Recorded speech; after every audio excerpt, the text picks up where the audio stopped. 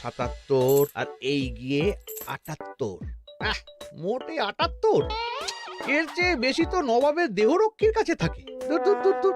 অনেকদিন মহারাজকে হাত করে মোহর নেওয়া হয়নি, কিছু হবে।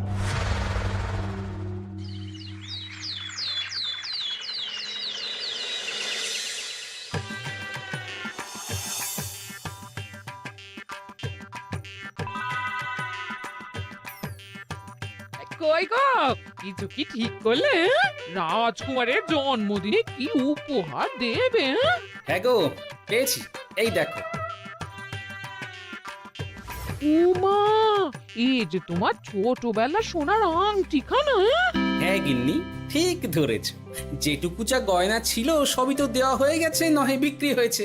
আর তো কাউকে কিছু দেওয়ার নেই, তাই ভাবলাম এটাই উপহারে দিই। সে ভালো ভেবেছো। বেশ, আসি তাহলে। ওদিকে সবার দেরি হয়ে যাচ্ছে গিন্নি।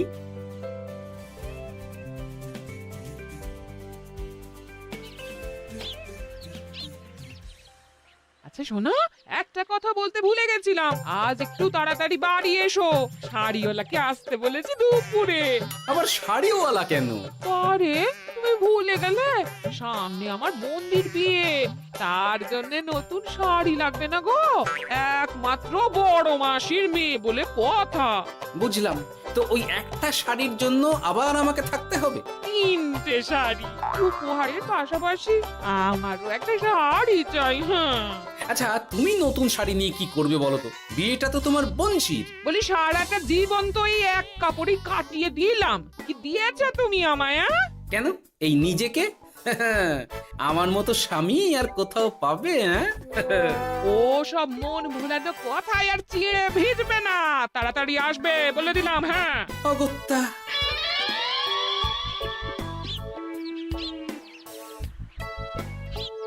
দূর, গিন্নিরও যত কথা সব বেরোনোর সময়। আবার তাড়াতাড়ি ফিরেও আসতে হবে শাড়ির জন্য। দেখি মহারাজকে বলি অগ্রিম বেতনের জন্য, না হলে তো শাড়ি কেনা যাবে না। তাও একটা হলে হতো, কিন্তু এনাকেও দিতে হবে। আসলে সত্যিই তো, গিন্নি আমার কত যত্ন আত্তি করে, কিন্তু তাকে আজ পর্যন্ত তেমন কিছু উপহার দিতে পারেনি।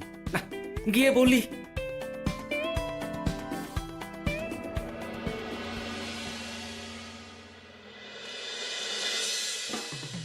রাজকুমারের জন্মদিন উপলক্ষে যে আপনারা এত উপহার এনেছেন তার জন্য অনেক ধন্যবাদ।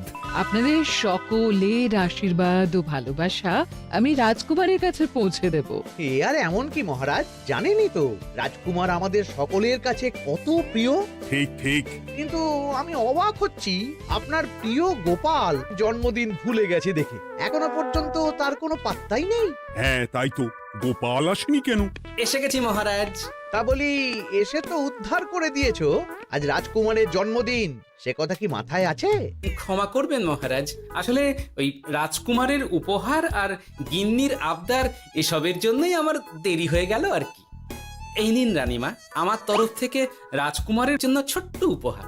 অনেক অনেক ধন্যবাদ গোপাল। তবে মহারাজ, আমারও একটা অনুরোধ ছিল। কি? আমাকে যদি অগ্রিম বেতন হিসাবে কিছু মোহর দেন, তাই নিয়ে আমাকে একটু তাড়াতাড়ি বাড়ি ফিরতে হবে। উনি বলবেন আর ওনাকে দিতে হবে, মামা বাড়ির আবদার। যেটা জানেন না তার মাঝে এত কথা বলেন কেন? হ্যাঁ, আসলে মহারাজ, আমার গিন্নির বোনের মেয়ের বিয়ে সামনে, তাই গিন্নি আবদার করেছে ওই নতুন শাড়ি কেনার জন্য। জানেনই তো বিয়ে বাড়ির কত খরচা, তাই। এ তো খুব ভালো কথা, কিন্তু অগ্রিম বেতন কেন? এমন একটা ভালো খবর দিলে আমার তরফ থেকে তোমার জন্য কিছু মোহর উপহার। এই না। ধন্য মা আপনি, আপনার মতো মা থাকতে সত্যি ছেলের কোনো চিন্তা থাকে না রানীমা।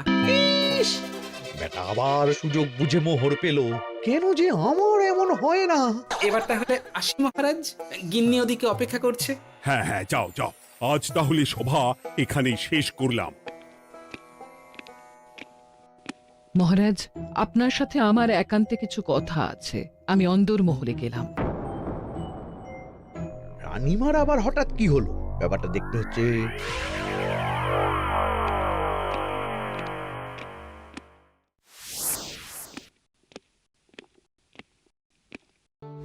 আজ আমি বুঝতে পারছি আপনি আমাকে একদম ভালোবাসেন না মহারাজ। ও ও কি কথা বলছো রানী? একদম ঠিক বলছি। নিজের গিন্নির আবদার মেটানোর জন্য গোপাল কত ভাবে, নতুন শাড়ি কিনে দেবার জন্য অগ্রিম বেতন অব্দি চাইলো, আর আপনি? আমি তো রাজা, আমি কেন বেতন চাইবো? সেটাই তো, রাজা হয়েও আপনি কখনো এমন কিচ্ছু করেননি, কিচ্ছু না। আহা, রাগ করে না। আমি তোমাকে সব থেকে সুন্দর শাড়ি উপহার দেব, একেবারে সোনার সুতোর কাজ করা মুক্ত বসানো শাড়ি। এমন শাড়ি কেউ কখনো দেখেনি। ও মা, সত্যি? আচ্ছা, এই ব্যাপার। গোপালের কথা শুনে এবার মহারাজ ও রানীমাকে উপহার দেবে? ধুর, আমারই ভাগ্যটা খারাপ।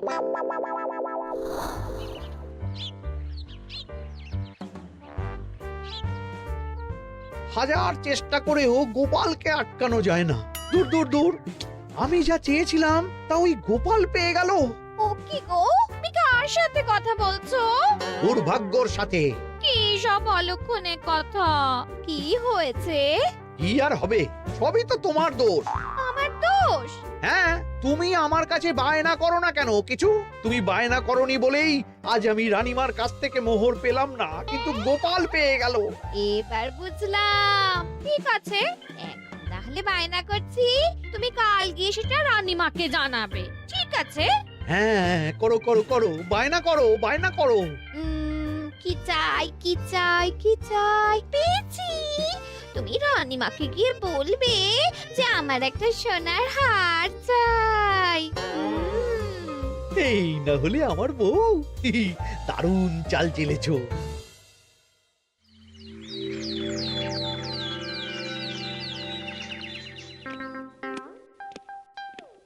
কি গো মন্ত্রী, আজ যে তুমি দেরি করলে বড়।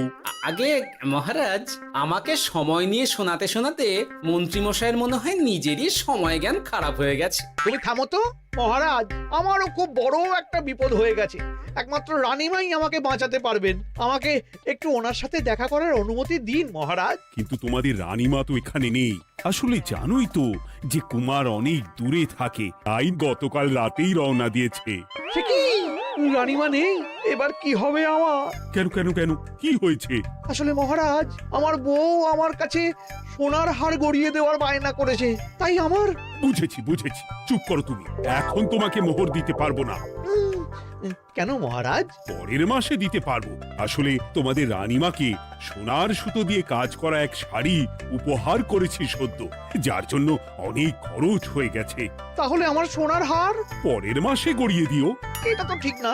গোপাল আপনার প্রিয় বলে যখন যা চায় তখনই সাথে সাথেই পেয়ে যায়, আর আমার বেলায় এমন।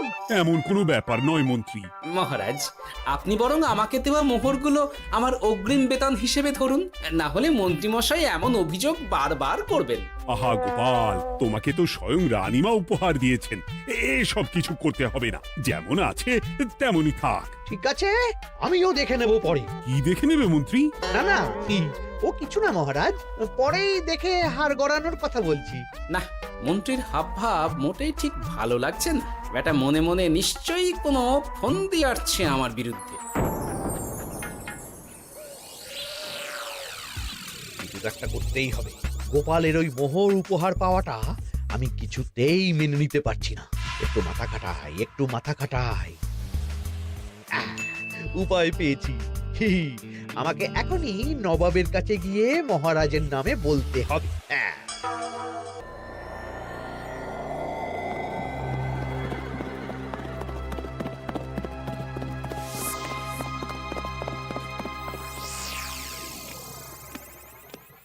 প্রণাম নবাব বাহাদুর।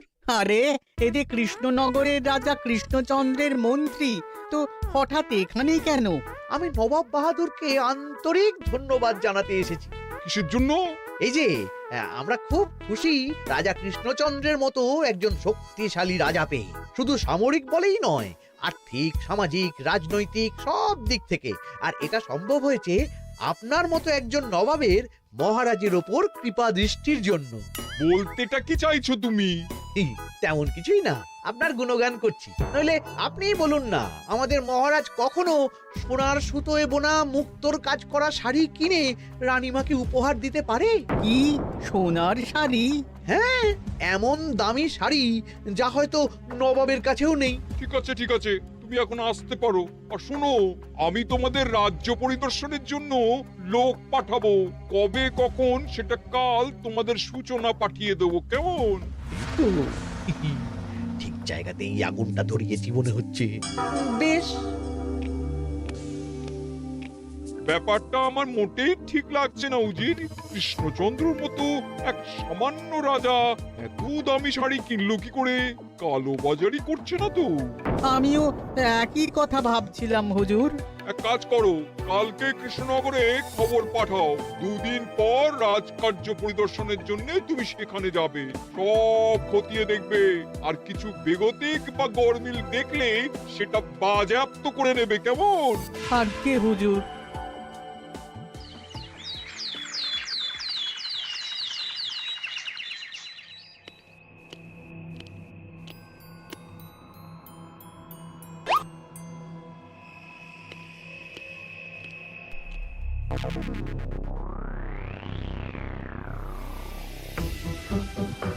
কি হয়েছে মহারাজ? কার চিঠি? নবাবের রাজকার্য পরিদর্শনের জন্য লোক পাঠাবে 2 দিন পর। এতে চিন্তার কি আছে মহারাজ? চিন্তার বিষয় আছে। নবাব আমার রাজকোষের হিসাবও মিলিয়ে দেখতে চায়। কোনো একটা ভাবে নবাবের কানে আমার সোনার শাড়ি কেনার কথাটা চলে গেছে, তাই সন্দেহ করছে। সে কি কাণ্ড! নবাবকে তো চিনি, ভুল ধরার কোনো সুযোগ ছাড়বে না। আর চিঠিতে পরিষ্কার লিখে দিয়েছে, হিসেবের একটু এদিক ওদিক হলেই সে সব বাজেয়াপ্ত করে নেবে। হায় কপাল, এ সব হয়েছে গোপালের জন্য। অমনি শুরু করে দিলেন। আচ্ছা, আমি আবার কি করেছি বলুন তো? তুমিই তো করেছো। সেদিন যদি তুমি তোমার গিন্নির শাড়ি কেনার কথাটা রানীমার কানে না তুলতে, তাহলে রানীমাও মহারাজের কাছে শাড়ির জন্য বায়না করতেন না, মহারাজও সোনার শাড়ি কিনতেন না, আর নবাবও জানতে পারতেন না। একদম ঠিক কথা বলেছ মন্ত্রী, সব দোষ তোমার গোপাল। মহারাজ, আপনি এমন বলছেন? হ্যাঁ বলছি, কারণ এটাই হয়েছে। দুশ্চিন্তায় এখন মাথা খারাপ হয়ে যাচ্ছে আমার। আমি জানি না তোমার জন্য আজ অব্দি এমন বিপদে কবে পড়েছি। এবার তোমাকেই এখান থেকে বেরোনোর উপায় বের করতে হবে। আর যদি তা না করতে পারো, তাহলে আজ পর্যন্ত তোমাকে যত মোহর উপহার দেওয়া হয়েছে সেই সব উপহারের মোহর ফেরত দিতে হবে। সব মোহর যে প্রায় খরচ হয়ে গেছে মহারাজ, আবার আমি কোথা থেকে পাবো? সেটা তুমি জানো। এইবার গোপাল ভালো মতো জব্দ হয়েছে। এই যে লঘু পাপে গুরুদণ্ড। গোপাল পড়ল ফাঁদে। এমন দেখে মন্ত্রী হাসে আর আমার মনটা কাঁদে।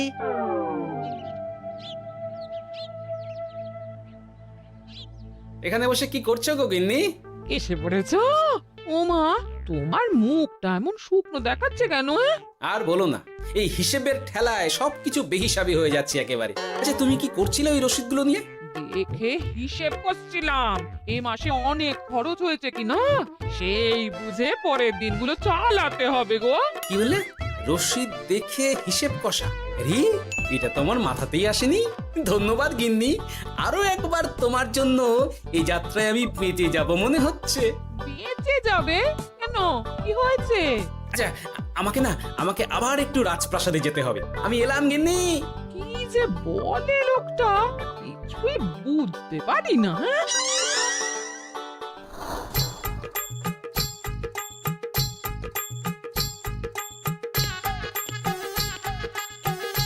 আসতে পারি মহারাজ? এ কি গোপাল, তুমি? আর কোনো চিন্তা নেই মহারাজ, নবাবকে হিসেব বোঝানোর উপায় পেয়ে গেছি। কি বলছো? কি উপায়? এই দুদিনে আপনি শুধু সকল প্রজাদের কাছ থেকে পুরনো রসিদ সংগ্রহ করুন, তাহলেই কেল্লা ফতে। তাই নাকি? আর নয়তো কি? তবে এ ব্যাপারে মন্ত্রী মশাইকে কিন্তু কিচ্ছু জানতে দেওয়া যাবে না। শুধু আমি যা বলছি তাই করুন মহারাজ। সে তো বুঝলাম, কিন্তু প্রজাদের থেকে পুরনো রসিদ সংগ্রহের কথা ঘোষণা করলেই মন্ত্রী এমনি জানতে পেরে যাবে। চিন্তা করবেন না মহারাজ, আমার কাছে এটারও উপায় আছে। আপনি শুধু খেয়াল রাখবেন যাতে এই কথা 5 কান না হয়। বাকিটা ভরসা রাখুন, কৃষ্ণনগরের একটা ঘাসও নবাব বাজেয়াপ্ত করতে পারবে না।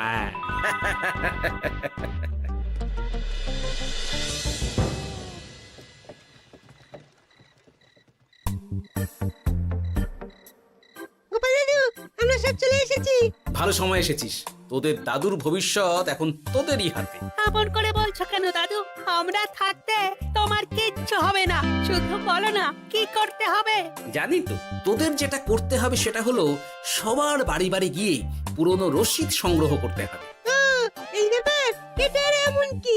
কিন্তু কেউ যদি জিজ্ঞাসা করে কেন চাইছি, তখন বলবি যে ওই গোপাল দাদু ওই টোঙা বানাবে বলে পুরনো কাগজ চাইছে। আচ্ছা, আমরা এক্ষুনি নিয়ে আসছি। যাক, প্রথম ধাপ হয়ে গেল, এবার পরের ধাপের প্রস্তুতি। যাই, একবার বরং বিজ্ঞানীর কাছ থেকে ঘুরে আসি। বিজ্ঞানী, ও বিজ্ঞানী, বাড়ি আছো? আরে গোপাল যে, এসো এসো ভেতরে এসো। বলো, তোমাকে কিভাবে সাহায্য করতে পারি? তোমার কাছে কালি মোছা যায় এমন কোনো কিছু আছে? কালি মোছার জিনিস? হ্যাঁ, একটা তরল রাসায়নিক পদার্থ আছে যেটা সব ধরনের কালি তুলে ফেলে। দাঁড়াও দিচ্ছি। অনেক ধন্যবাদ বিজ্ঞানী।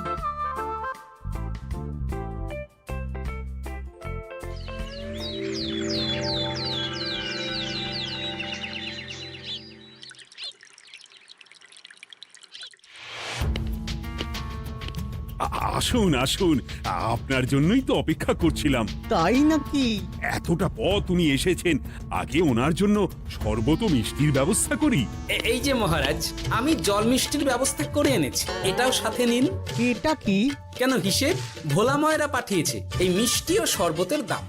এর মধ্যে এই কাজের সাথে যুক্ত ভোলা ময়রা আর তার পরিচারকের পারিশ্রমিকও যুক্ত আছে। হ্যাঁ, আসলে আমাদের মহারাজ তো প্রতিদিনের খরচ খুব হিসেব করে চলেন, তাই।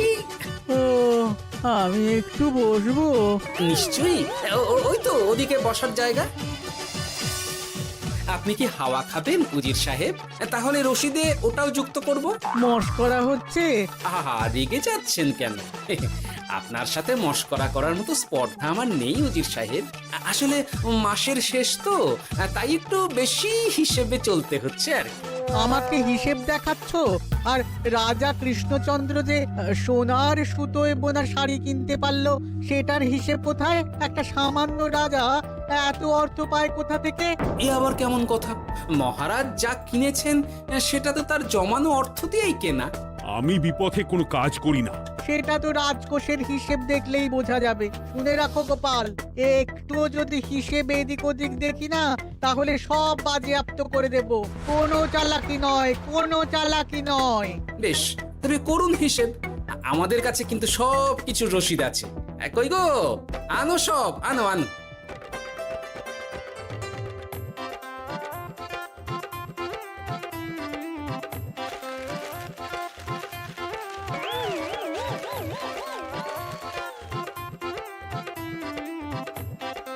হ্যাঁ, এত রসিদ?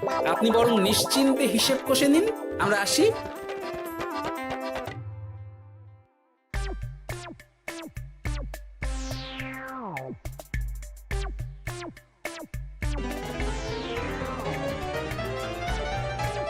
বাবারে, এত হিসেব কষে কষে তো মাথা ঝিমঝিম করছে, খিদেতেও পেট চুই চুই করছে। আপনার হিসেব কত দূর উজির সাহেব? আমাকে এখান থেকে নিয়ে চলো গোপাল, আমি আর পারছি না। ও কি, অঙ্ক কষে কষে তো আপনার সব শক্তি শেষ হয়ে গেছে দেখছি। আচ্ছা চলুন চলুন চলুন, কিছু মুখে দিয়ে দিন, তাহলেই শক্তি আসবে। তাই চলো।